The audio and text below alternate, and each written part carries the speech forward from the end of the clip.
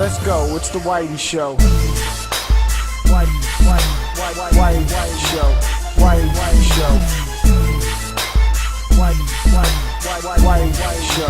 Whitey Show. Which one, old man, that ain't got time?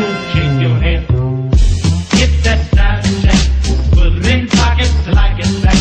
Going downtown.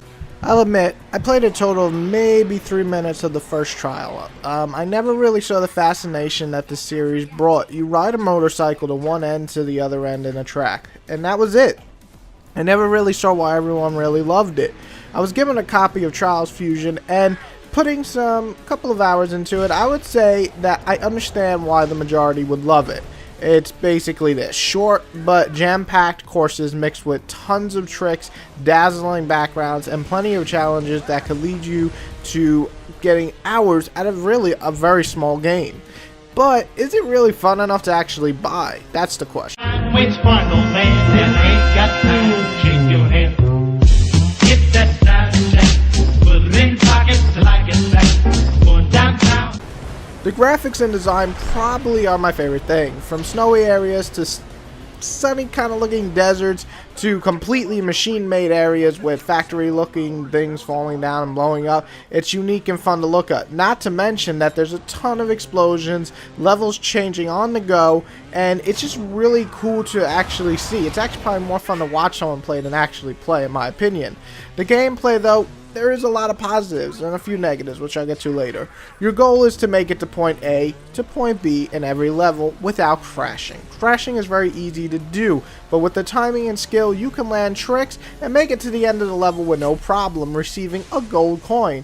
If all else fails, you'll crash a billion times like me, and you'll still get a bronze and still feel somewhat good about yourself for reaching the end of the level. The amount of content is pretty impressive. Over 40 levels and plenty of challenges to unlock. You're looking at a pretty lengthy game. Most who really enjoy this are in it for, getting the best scores, the most, I guess, gold coins, and so on. So if you're a perfectionist or a completist or whatever you call it, this game is definitely for you.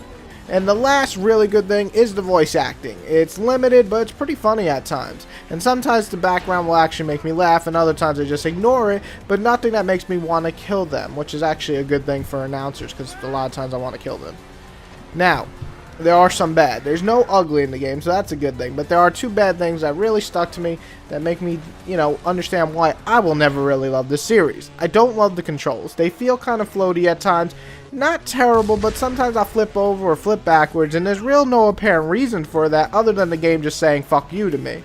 Another thing, and this is borderline into the ugly zone, is the fact that you get these checkpoints when you reach a certain point in the level. That's awesome, but some of them are set up to make you that when you have to go to do the next jump or get to the next area, it's near fucking impossible without the momentum from the previous checkpoint. So while it's a cool feature to give you so many checkpoints that you don't get pissed off, they really need to be placed better so they don't piss you off even fucking more. Which one, old man, that ain't got time? Shake your head. Get that side check. Put it in pockets till I get back. Going downtown. I'm not saying I love Trials, but I do think it's a solid game for fans of this type of game. I don't really get the love for it, but I understand why. Because if you're looking to get the best score, or the most challenges, or all the gold coins, you're going to surely love this one. Me, I thought it was a fun little game to hold me over till something I like Child of Light, comes out, but I still score it a 7. I think it's good. I think fans of the previous title are just going to fall in love with this more unique, future-looking one, and I think people who like to collect things, and looking for a PS4 or Xbox One game to pick up, will definitely enjoy it. But if you're like me and don't really give a fuck about motorcycles or much, it's kind of a diversion game. So if you have the extra 15 bucks, pick it up. Fans of it, definitely pick it up. But everybody else, you might want to wait for a sale.